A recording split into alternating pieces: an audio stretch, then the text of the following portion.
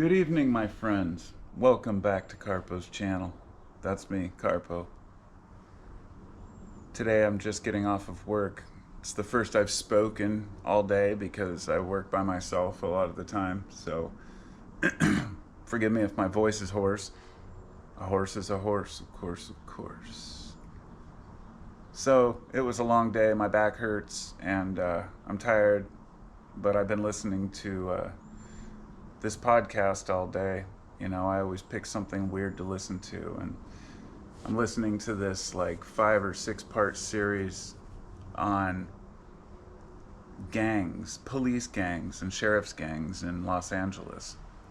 I mean, I already knew about some of these guys, but I didn't realize how deep it went and how far back it went. I knew that there were sheriff's gangs now, for example, that have skull tattoos with like helmets on and skull and crossbones kind of shit. They have the executioners is one of them. It's an actual, you know, group of sheriff's deputies. I believe in Compton, it was out of like the 100 or so officers they had at one time. It was like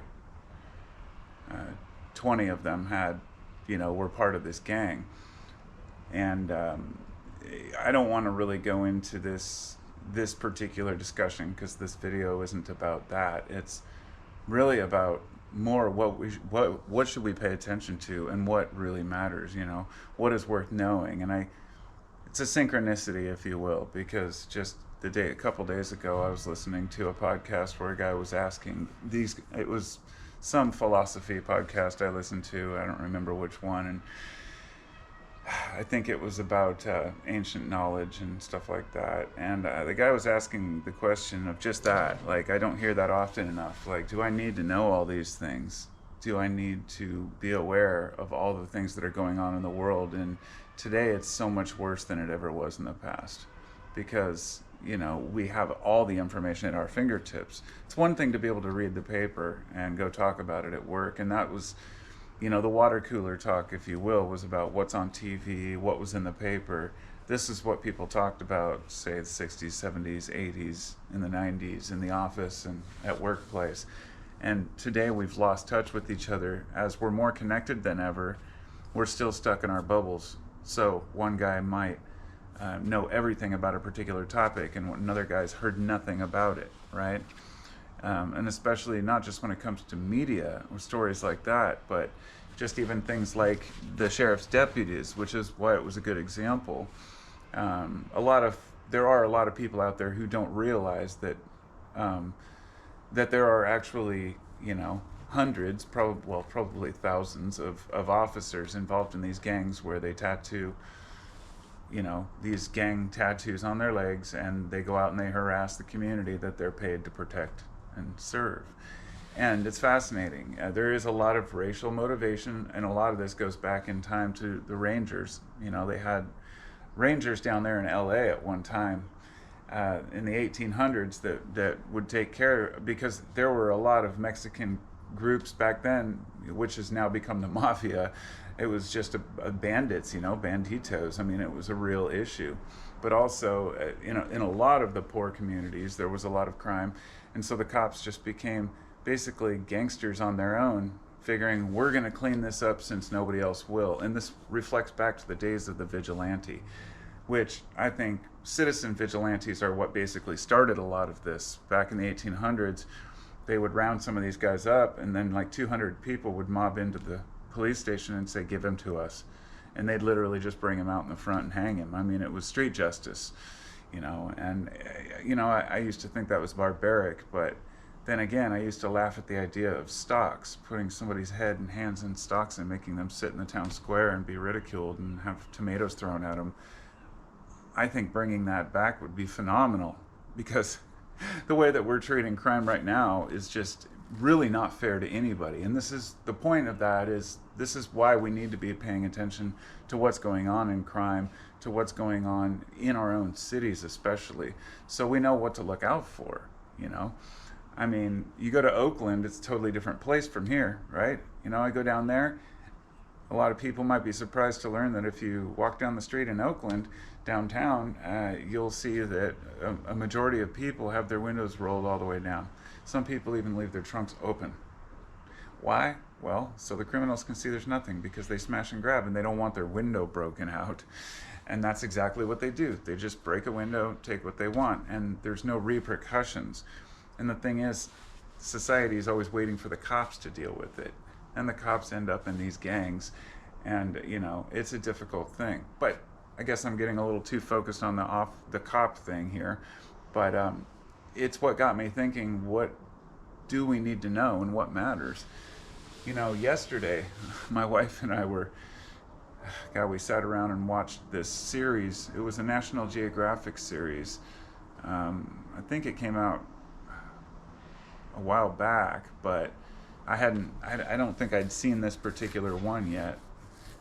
And there were several different parts to it. I don't recall how many we watched, like 5. I don't even know if we saw them all, but it was from the viewpoint of the people who filmed 9/11, through the press, through the fire department, people who had cameras, who were there on scene, and then interviewing them and discussing. And I've seen most of these, but it's a half an hour in, and my wife and I are both just crying. It's like, you never forget that. You never forget something like that.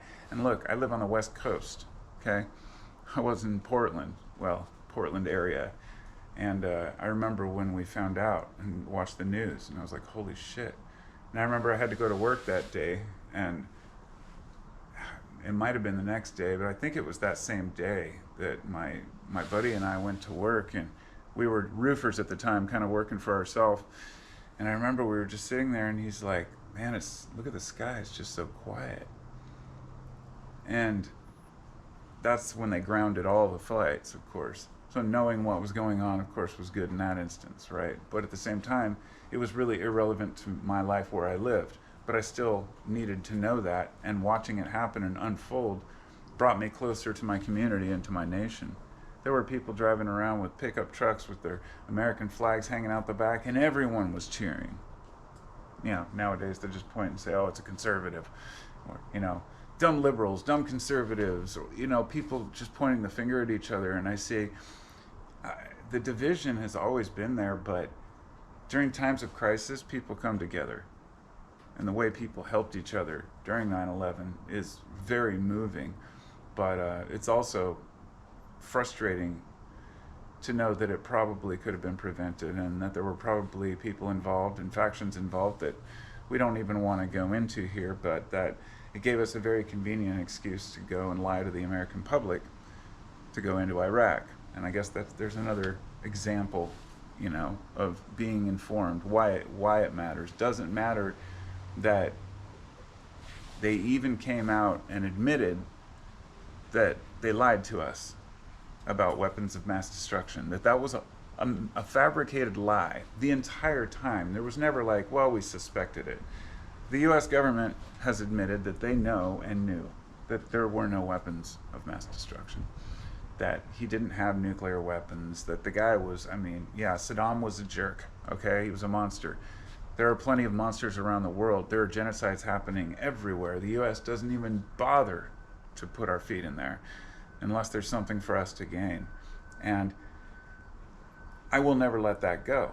It's been over 20 years, and we went into the Middle East. We sent in our soldiers. My friend's brother died, which we believe was, poisoning from the burn pits that gave him brain cancer, and many other soldiers suffering not just, actual physical ailments, but coming home in body bags, or at the very least having severe PTSD for the rest of their lives. And for what?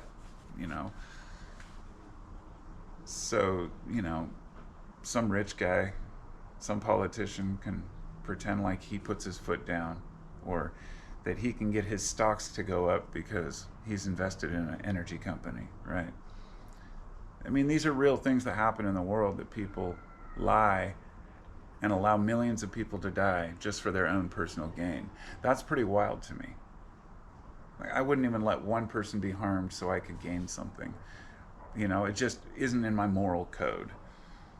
And it's funny because these are often the people that talk the biggest game about being good people.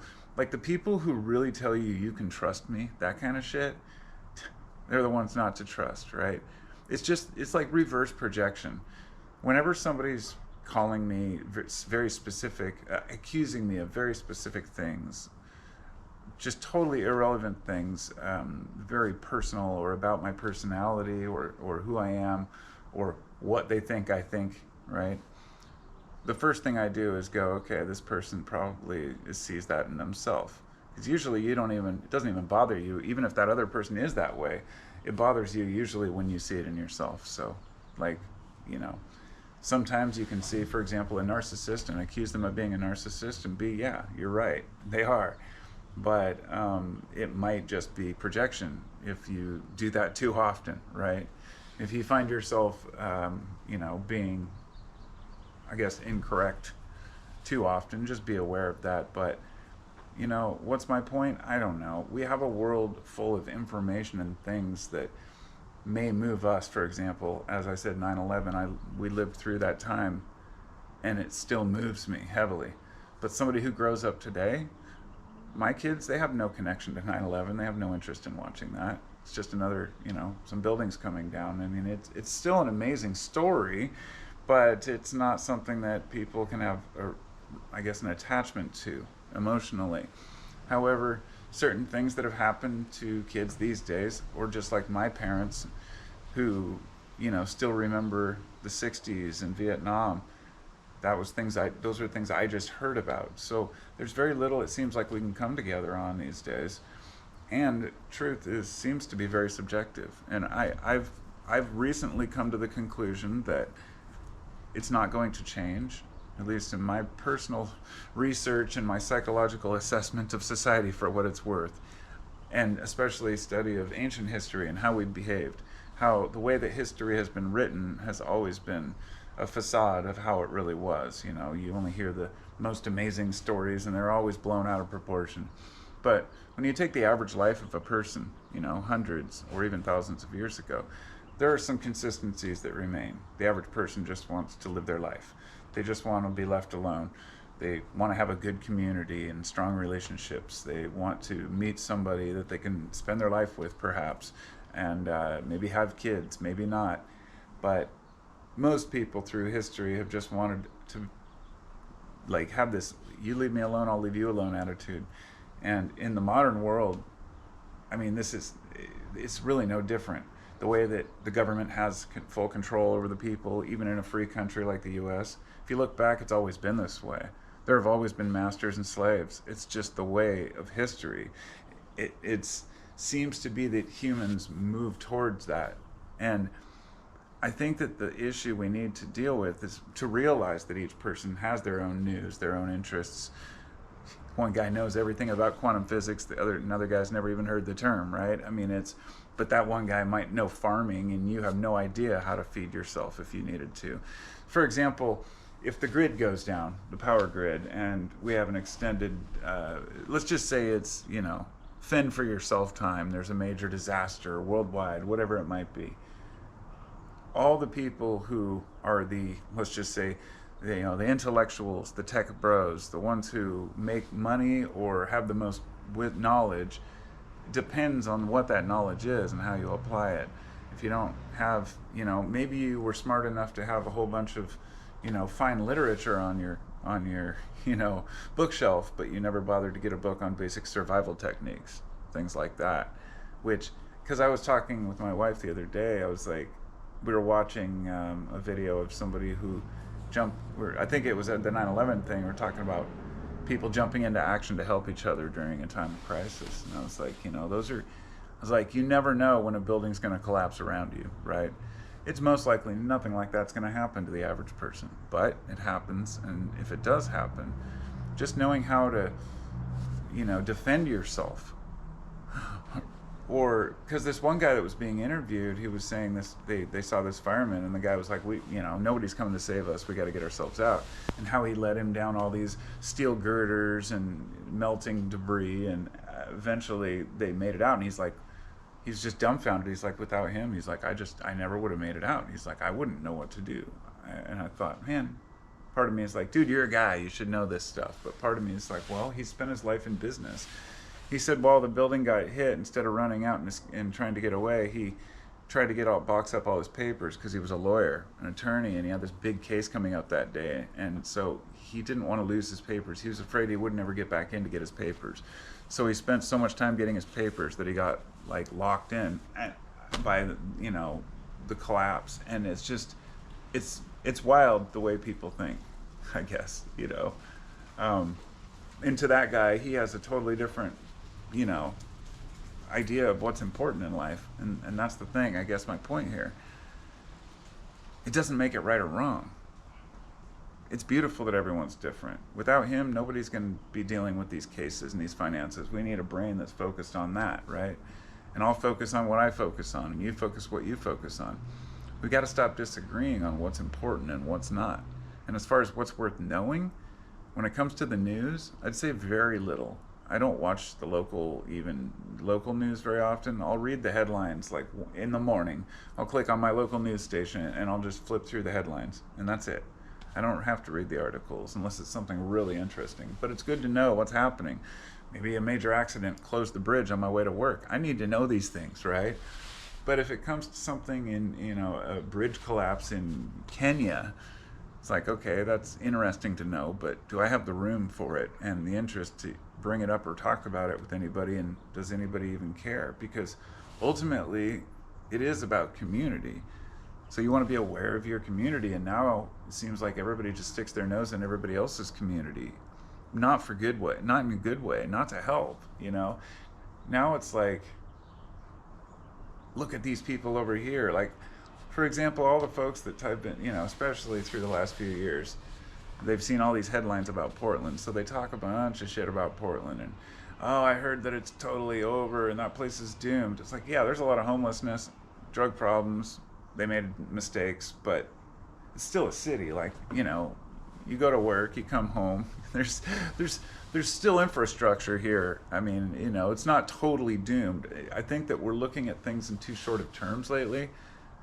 We're looking at it right now, what's going on legally, what's going on politically, instead of the way it used to be was like, these are the changes we want to make, and this is how we're going to do it.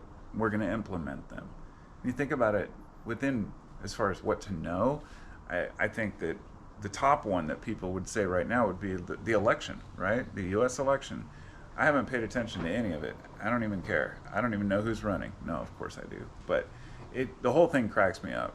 It's like Trey Stone and Matt Parker, the creators of South Park. They said they put off the season.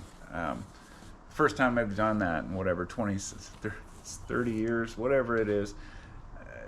In all these seasons, they've never delayed a season, but they did it till after the election because they said it's too absurd and distracting to people. And they said, back in 2020, they didn't even know how to make episodes because real life had become so absurd and ridiculous. And if you really step back from it, if we eliminate all of the political views we have, I don't care if you're left, right, or libertarian, Green Party, none of that shit matters to me. What matters is, what do you see as a future, right, for this country? And that's, if we came together on those things, we could actually talk about shit again.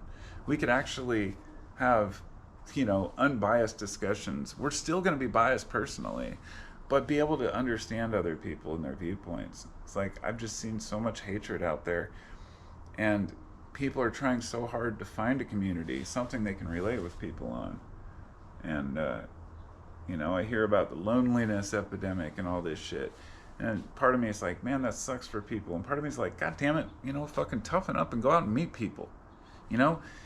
Take accountability, do something. And I hear people bitch about work. It's like, fuck, dude, my back is killing me right now. I'm sitting here, I'm fucking doing carpentry all day, lifting heavy shit by myself, moving 200-pound doors. It's like, you do what you gotta do, man. I mean, yeah, it does suck sometimes. But 'tis life, right? 'Tis life. So what should we know? I don't know. You tell me. maybe if we could all come together on something. At least religion helped people stay together, and that's one thing I respect about religions. As flawed as many may be, as most may be, as all may be in their own way, I think the beauty of any religion is if you can admit your own flaws and misunderstandings and lack of full awareness. I think any belief system that claims it has the full understanding of what existence is and what God is misses the mark immensely, because you can't know the monad. The monad is source. It is the all. It is the one. You can be with the one for a short period of time through practices, transcendental meditation, heavy psychedelics, whatever it might be, but you can only spend a brief moment there. And it's the most divine place ever, but if you take away any message, it's that this is where we need to be, right here in this reality. So we can't get hyper focused on afterlives or previous lives. And I only throw that in to say, that religion and beliefs about what God wants causes a lot of the mayhem and chaos in the world. I mean, even if wars aren't fought on religious pretext, it's used to garner support by people, young men who usually don't know any better and think that going out and fighting is going to be good for their future. And they're fighting people that don't even want to fight themselves, but they're defending their own land. And it's just a complicated thing. So maybe if there's anything we should be informed about, it's the tyranny of those in power, not of each other. We should be standing for each other, especially the working class, who understands what it means to make a buck, and how hard life can really be if you let it, and how easily the fabric of society can fall apart if we're not paying attention. But at the same time, if you flood your mind with all the bullshit in the world, you're just always going to be upset. So I just say limit your intake of everything, right? You diet on foods, you don't take too many drugs, right? You don't drink at work, maybe you do. But ultimately, we don't limit ourselves anymore on our intake of junk media. And we have to. It's for our own benefit. It's why I got rid of Twitter. It's why I got rid of, stopped using Instagram. I stopped logging into Facebook years ago. All these different sites that I gave up on, and I said, I'm just going to stay with YouTube because it's me. It's honest me, and I can talk to people. But maybe a couple of years from now, I'm just going to have nothing but bots in the comments. Hell, sometimes I wonder how many of the comments are bots. It's kind of a creepy world out there now. And I hope AI doesn't drive a wedge between us even more, but I know it will. I know that people lying to each other by making deep fakes and this and the like is really going to cause a serious rift, because it doesn't take any effort now. It can be done at breakneck speed by a computer, by just typing a prompt.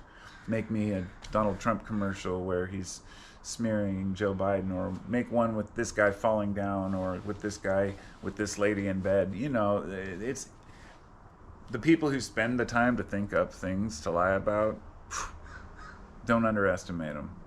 So maybe if we all just tune out for a while from all of this shit and stop worrying about who's in office and start worrying about whether we're in the office, I guess, whether we're taking care of our own country and doing the things we need to do with one another and for one another.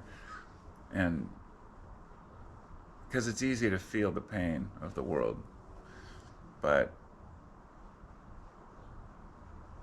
we don't have to add to it by arguing about bullshit online, do we? Because it doesn't seem to go anywhere. So take from it what you will. Thanks for your time. I'm going to hit traffic now and try to get out of here. And I'll talk to you all next time. As usual, you can also check out my 15-minute free thinking podcast, which is on all the other platforms. And I just pay one person to host it. So I pay a company like $15 a month, and they just send it out to all of them, so I don't have to deal with that. Because that's another thing I'm not good at, is logistics and dealing with computers and shit. Hell, my computer's a total piece of crap. That's why I record all my videos on a GoPro, and I just transfer it right through my phone. I'll get back to being advanced one day, but I'm trying to live the simple life. Man, it's hard. Because everything's so fucking complicated. Be well, my friends. Talk to you next time.